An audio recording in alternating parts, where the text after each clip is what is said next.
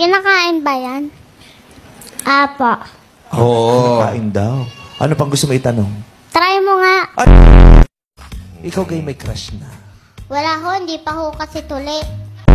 Sasabihin ho ng dati, pupunta daw ho sa trabaho, yung pala ng babae lang. Pag kilala ko ho ang girlfriend ni dade, ang sinasabi ko kay dade, yan, babae pa mo.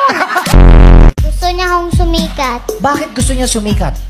Kasi ho, yung iba, nagpapakahirap po sila mag-twerk para lang ho, sumikat. Tingnan mo ko. Di mo ba nakikita ang pagkakapareho ng ating ganda? Ay, hindi ho.